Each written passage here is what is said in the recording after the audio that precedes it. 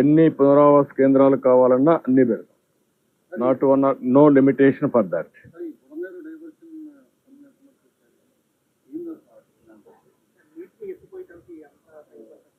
మరి ఇప్పుడు ప్రస్తుతానికి బుడమేరు ఆ బ్రీచెస్ క్లోజ్ చేయడానికి కూడా రాత్రి లైట్లు పెట్టి అక్కడ వర్క్ కూడా స్టార్ట్ చేశాం.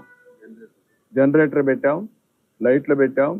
అవి ఆ బ్రీచ్ని ఏ విధంగా క్లోజ్ చేయాలనో రోడ్ అవన్నీ యాక్సెస్ పెట్టి అవన్నీ చేయడం కోసం ప్రయత్నం చేస్తున్నాం. అది కూడా క్లారిటీ వస్తుంది.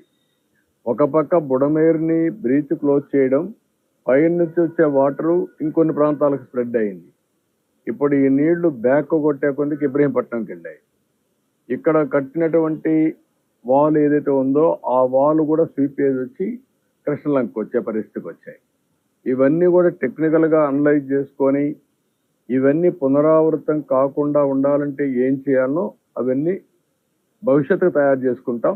కానీ ఫస్ట్ మేము చేయాల్సింది ప్రజల్ని కాపాడడం, వాళ్ళ భద్రతకు భరోసా ఇవ్వడం, వాళ్ళకి ఇమ్మీడియట్గా రిలీఫ్ ఇవ్వడం, వాళ్ళని సేఫ్ ప్లేస్లో తీసుకురావడం, వాళ్ళకి జరిగిన నష్టాన్ని భర్తీ చేయడం, ఇవి ప్రధాన లక్ష్యాలు.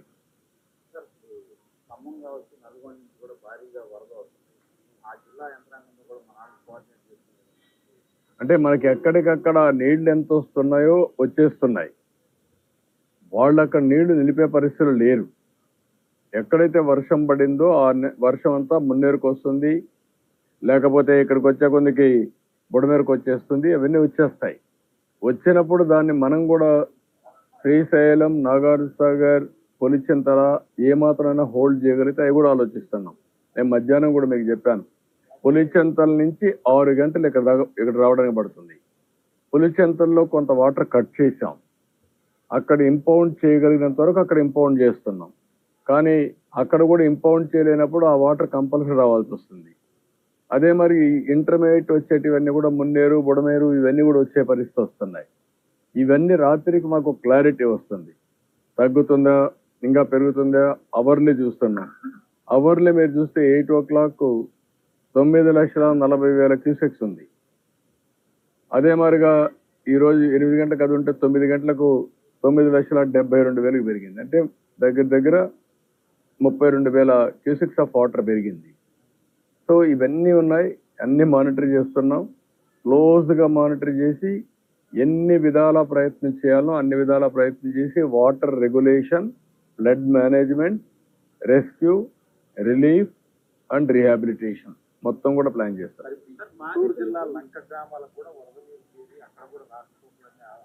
ఉన్నాయి, ఆ ప్రాబ్లమ్స్ కూడా వస్తున్నాయి. దానికి కూడా అందుకే రేపు హెలికాప్టర్స్ అన్ని వస్తే ఎక్కడెక్కడ అవసరమో డిప్లాయ్ చేసుకుంటాం. వాళ్ళకు కూడా ఏమేం చేయాలి అన్ని వర్కౌట్ చేస్తాం.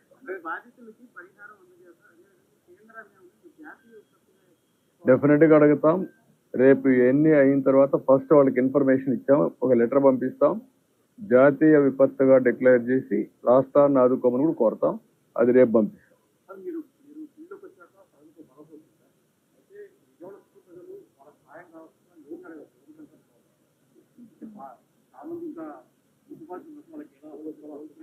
అంటే మీ కాల్ సెంటరు నేను 2 నెంబర్లు పెట్టాము కాల్ సెంటర్. అదేమ్మా ఇప్పుడే ఇస్తాను ఆ నెంబరు. చూడ ఎటువంటి ఆ నెంబర్ అండి. ఇప్పుడు నేను కమాండ్ కంట్రోల్ నెంబర్ 112 లేకపోతే 107 ఈ నెంబర్కి కాల్ చేయండి. 112-107 ఇక్కడ నెంబర్ ఆఫ్ కాలర్స్ని పెట్టాం, నెంబర్ ఆఫ్ లైన్స్ పెట్టాం. ఇక్కడ ముందు ఇచ్చిన నెంబరు ఓన్లీ 1 నెంబర్ ఉంది, ఇది కలెక్టరేటివ్. ఇది కంట్రోల్ రూమ్ పెట్టి అక్కడ ఎవరు చేసినా అవన్నీ కన్సాలిడేట్ అవుతాయి. నేను కూడా అందరికి IVRS ఇస్తాను. నా పేరుతో ఇది అవుతాను, ఒక IVRS తీసి నేను కూడా పంపిస్తున్నా. వాళ్ళు ఇచ్చిన ఫీడ్బ్యాక్ తీసుకుంటా, రెగ్యులర్గా వాళ్ళతో టచ్లో ఉంటా, మీ ద్వారా కూడా తెలియజేస్తా. ఎప్పటికప్పుడు వాళ్ళ ఫీడ్బ్యాక్ కూడా తెలుసుకొని అవసరమైతే మళ్ళీ నాకు కృష్ణలంక ఆ ప్రాంతం కూడా తెప్పించుకుంటాను, ఇబ్రహీంపట్నం తెప్పించుకుంటాను. కాంప్రహెన్సివ్గా ఒక హ్యూమన్లీ ఏమేం పాసిబిలిటీ ఉంటే అన్నీ చేస్తాం. నో క్వశ్చన్ ఆఫ్ కాంప్రమైజ్, ఎక్కడ రాజీ పడే పరిస్థితి లేదు. ఈ అవసరమైతే 3-4 రోజులు మేలుకుంటాం, రాత్రి మగుళ్ళు పనిచేస్తాం. ప్రతి ఒక్కరికి న్యాయం జరిగిన తర్వాత నేను ఇక్కడి నుంచి బయలుదేరాను. ఇప్పుడే వెళ్తాను. ఇది మీతో అయినాక మళ్ళా ఆఫీసర్లందరినీ, మా సెక్రటరియట్ లో ఉండే సీనియర్ ఆఫీసర్స్ అందరినీ రమ్మన్నా. ఆల్ ఐఏఎస్ ఆఫీసర్స్, సెక్రటరీస్ అందరూ, సీనియర్ సెక్రటరీస్ కూడా ఒక్కొక్క సచివాలయం తీసుకుని మానిటర్ చేస్తాం. మేమేదో పెత్తనం చేయడానికి లేదు. మేము ప్రజలకు సేవకులుగా ఉంటాం. వాళ్ళకు న్యాయం జరిగే వరకు ఇక్కడే ఉంటాం. లాస్ట్ టైం కూడా నేను హరికేన్ తుఫాన్ వచ్చినప్పుడు రాజమండ్రిని, ఆర్డీఓ ఆఫీస్ని సెక్రటరీ చేసుకొని 10 రోజులు అక్కడే ఉన్నాను నేను. అదే మరిగా విశాఖపట్నంలో కలెక్టరేట్ని సెక్రటరీగా చేసుకొని అక్కడే ఉన్నా. కష్టాలు వచ్చినప్పుడు ఏ మాత్రం కూడా అజాగ్రత్త వహించకుండా పూర్తిగా బాధ్యత తీసుకొని పనిచేస్తాం, అన్ని సెట్ చేస్తాం.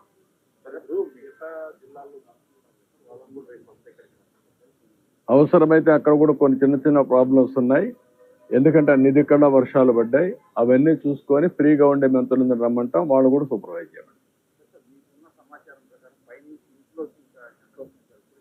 అంటే శ్రీశైలం, జూరాల అవి కొంత ఆల్మట్టి అవి కొంత తగ్గాయి. అయితే శ్రీశైలం నుంచి నాగార్జున సాగర్కి వచ్చేవి కూడా తగ్గుతున్నాయి.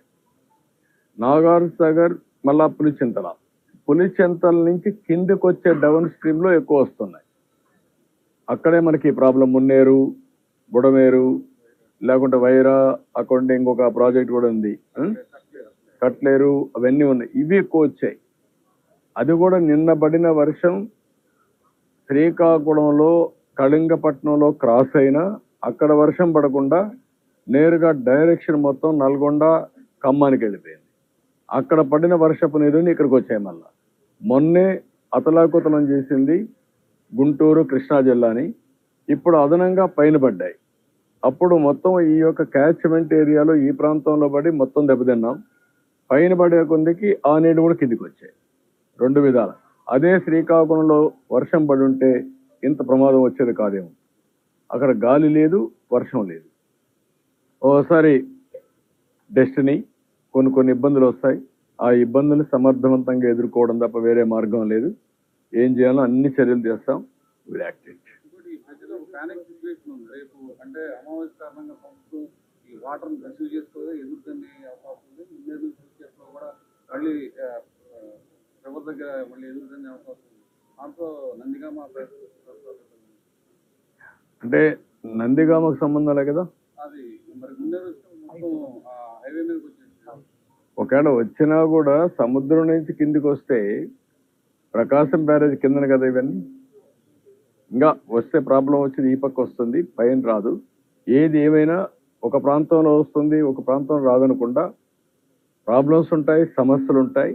ఆ సమస్యలను అధిగమించడానికి ఏమేం చేయాలో అన్ని చేద్దాం. మేమన్నీ కూడా వాచ్ చేసుకుంటాం.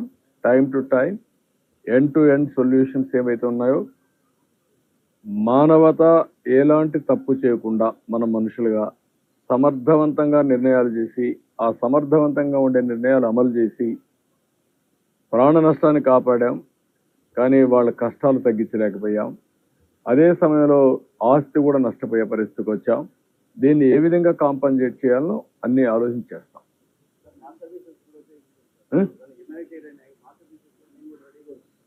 అందరం కలిసి చేయాల్సిన అవసరం ఉంది. ఇప్పుడు ఒకరి మీద ఒకరు ఇది చేసుకోవడం కాదు. ప్రజలను కూడా అప్పీల్ చేస్తున్నా, దయచేసి అర్థం చేసుకోండి. ఇది ఒక విధంగా మేము వచ్చిన 80 రోజుల్లో ఇది రావడం అనేది మొన్నటి వరకు ఆనందపడ్డాం. వర్షాలు బాగుపడ్డాయి, కరువు తగ్గుతుందని, రిజర్వాయర్స్ అన్ని బాగా ఫుల్ అయ్యాయని. అదే సమయంలో ఈ కష్టం కూడా తెచ్చిపెట్టింది. ఏది ఏమైనా అన్ని విధాల ప్రయత్నం చేస్తాం. అందరి సహకారం తీసుకుంటాం. మీరు కూడా ప్రజలకు ఎప్పటికప్పుడు తెలియజేయండి. మనం ప్రభుత్వం చేసే పనులన్నీ ప్రతి ఒక్కరికి, చివరనున్న ప్రతి ఒక్కరికి వాళ్ళ కష్టం తగ్గించి, బాధలు తగ్గించి సహాయం చేయడం మా ఆలోచన చేస్తాం. Thank you. నేను రాత్రికి ఇక్కడ ఉంటా, మళ్ళా వెళ్తా. మీకు ఏదైనా ఉంటే టైం టు టైం మేము బులెటిన్ రిలీజ్ చేస్తాం. అవర్లీ బేసిస్ ఎంత వాటర్ వస్తుందో అవి కూడా రిలీజ్ చేస్తాం. అదే సమయంలో ఏమేమి రిలీఫ్లు చేస్తున్నాం, ఏమేమి డెవలప్మెంట్ అన్నీ చేస్తాం. మీకు ఒకటే దీనికి సమాధానం, పెద్ద ఎత్తున సహాయ కార్యక్రమాలు చేయాలి. అది ఒకటే మార్గం. రెండోది, ఎంతమందిని వీలైతే తీసుకొచ్చి ఏదో రీహాబిలిటేషన్ సెంటర్లో పెట్టి క్యాంపులు పెట్టి అన్ని విజయవాడలో ఎన్ని ఫంక్షన్ హాల్స్ ఉంటే అన్ని పెడదాం. అవసరమైతే హోటల్స్ కూడా తీసుకోమని చెప్పాను మా వాళ్ళకి. ఏమి కొంపలేం కూలిపోవు, హోటల్ కూడా తీసుకుందాం, అన్ని దిక్కలా పెడదాం. ప్రజల కంటే మించింది ఏం లేదు, అన్ని కూడా తీసుకుంటాం, అన్ని తీసుకొని అన్ని చర్యలు తీసుకుంటాం. Thank you.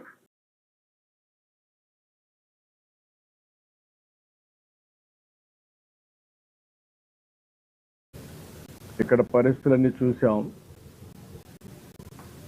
అప్పటికే బుడమేరు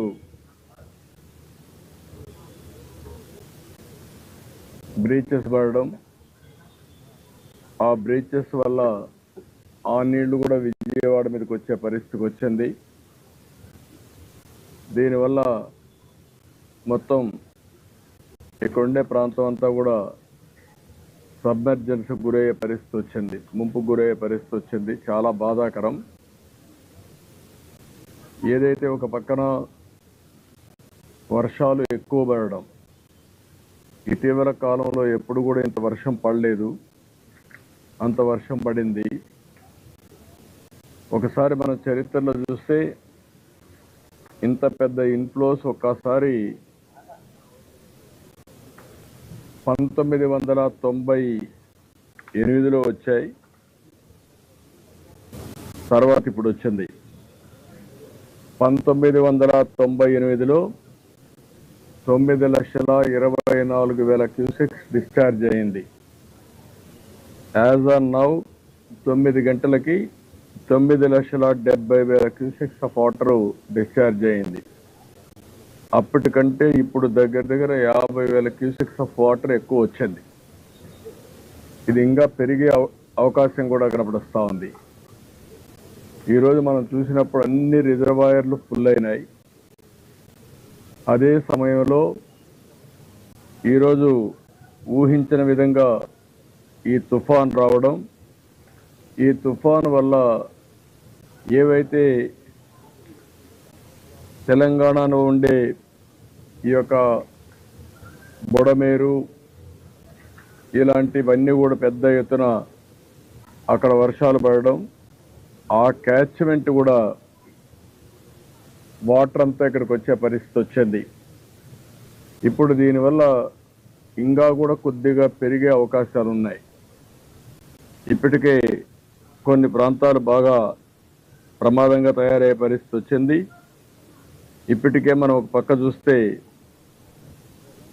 ఏదైతే సింగ్ నగర్తో తోడుగా కృష్ణా లంకలో కూడా కొన్ని నీళ్లు వచ్చే పరిస్థితి వచ్చింది. ఇది కాకుండా ఇబ్రహీంపట్నంలో కూడా కొన్ని నీళ్లు వచ్చే పరిస్థితికి వచ్చింది. ఇవన్నీ కూడా చాలా బాధాకరమైన సంఘటన, ఊహించని సంఘటన. అయితే ఇప్పుడు మనం చేయగలిగేది దీన్ని సమర్థవంతంగా ఎదుర్కోవడం తప్ప ఇంకొకటి లేదు. ఇందులో రెండు ఉన్నాయి. ఒక పక్క అకాల వర్షాలు, కుంభవృష్టిగా వర్షం పడడం. ఇక్కడ గుంటూరు, విజయవాడలో చరిత్రలో ఎప్పుడూ పడని విధంగా 20 నుంచి 35 సెంటీమీటర్ల వర్షపాతం పడింది. దీనికి తగినట్టు మొత్తం నాగార్జున సాగర్ కానీ శ్రీశైలం నుంచి నాగార్జున సాగర్, పులిచింతల నీళ్లు విపరీతంగా వస్తున్నాయి. దానికి తోడుగా ఈ మున్నేరు, బుడమేరు ఇవన్నీ కూడా పెద్ద ఎత్తున నీళ్లు వచ్చాయి. అన్నీ కలిపి ఈరోజు ఈ ప్రమాదం వచ్చింది. రెండోది, బుడమేరుకి ఏదైతే నేరుగా కొల్లేరుకు పోయే దీంట్లో సరిగా మెయింటైన్ చేయకుండా పోవడం, మెయింటైన్ చేయకుండా పోయి కొన్ని బ్రీచెస్ పడడం, ఆ బ్రీచెస్లో కొల్లేరుకు పోవలసిన నీళ్లు నేరుగా ఈరోజు కృష్ణా ఏదైతే ఈ దీని మీద సిటీకి రావడం, ఇవన్నీ కూడా సింగ్ నగర్కి రావడం. దీనివల్ల దగ్గర దగ్గర 16 వార్డులు సింగ్ నగర్లో దెబ్బతినే పరిస్థితికి వచ్చింది. ఈ 16 వార్డుల్లో కూడా మనం ఒకసారి చూస్తే దగ్గర దగ్గర 2,76,145 మంది ఇక్కడ ప్రజలు ఉండే అవకాశం ఉంది. అంటే ఇక్కడ 2,76,000 మంది ఉన్నారు. ఇంకొక పక్కన ఇప్పుడు నేను చెప్పినట్టు కృష్ణలంక భూపేష్ నగర్లో కూడా కొంతమంది ఉన్నారు. అదే కాకుండా ఇబ్రహీంపట్నంలో కూడా కొంతమంది అక్కడ కూడా సబ్మెర్జ్ అయ్యే పరిస్థితి వచ్చింది.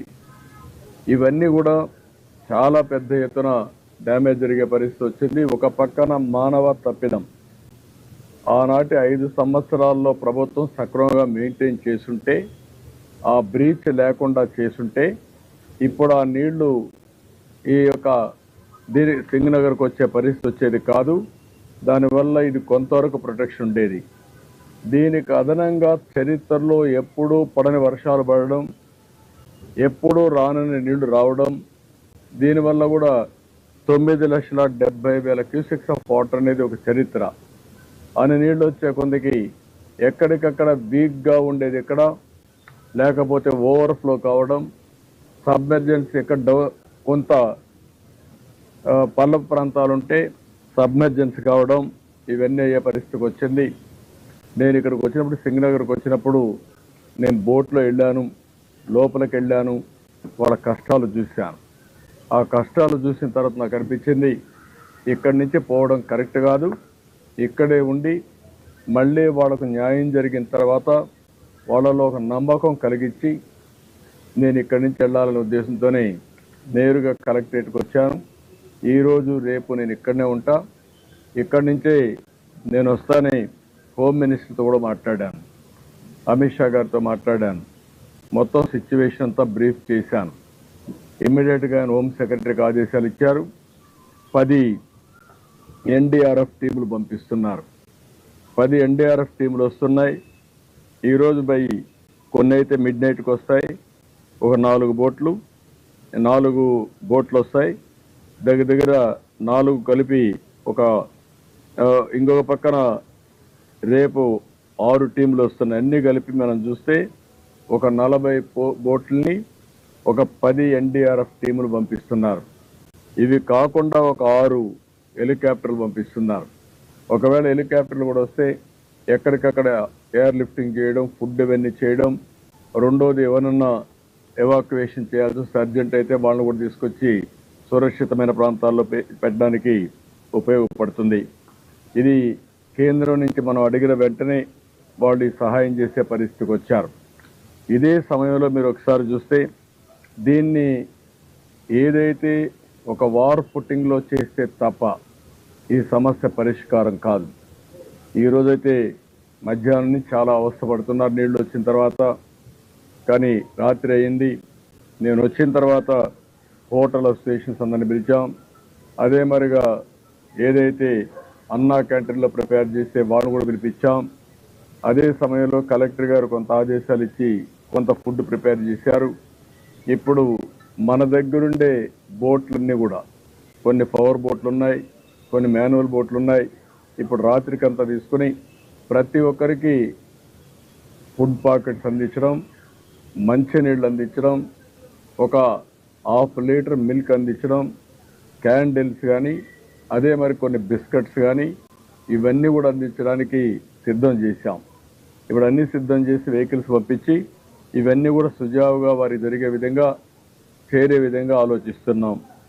ఇక్కడ డేటా అంతా నేను కలెక్ట్ చేస్తే ఇక్కడనే సింగనగర్ ఏరియాలో 16 వార్డ్స్లో మొత్తం కార్పొరేషన్ డివిజన్లో మీరు చూస్తే 95,532 కుటుంబాలు ఉన్నాయి. 2,76,000 మంది జనాభాకి 95,532 కుటుంబాలు ఉన్నాయి. ఇందులో 82,579 ఫోన్లు కూడా ఉన్నాయి. 12,953 మంది ఫోన్లు కూడా లేకుండా ఉన్నాయి. ఆ డేటా అంతా తీసుకున్నాం. ఆ డేటా అంతా తీసుకుని మొత్తం రాష్ట్రంలో ఉండే ఆఫీసర్స్ అందరినీ కూడా రమ్మన్నాను. ఒక ఎమర్జెన్సీ ఉన్నప్పుడు ప్రత్యేకంగా ప్రతి ఒక్కరు ఇక్కడ పనిచేయాల్సిన అవసరం ఉంది. ఆ పనిచేయడం కోసం దగ్గర మాకు 16 డివిజన్స్ ఉన్నాయి, 77 సచివాలయాలు ఉన్నాయి. ఒక్కొక్క డివిజన్కి ఒక సీనియర్ ఆఫీసర్ని పెట్టి, ఒక్కొక్క సచివాలయానికి ఒక జూనియర్ ఆఫీసర్ని పెట్టి టోటల్గా ఇది రికవర్ అయ్యే వరకు ఎప్పటికప్పుడు వాళ్ళతో అనుసంధానం చేసుకుంటూ అవసరమైతే ప్రజలతో కూడా మాట్లాడి వాళ్ళకు న్యాయం చేసిన తర్వాతనే ఇక్కడి నుంచి వెళ్తాం. దానికోసం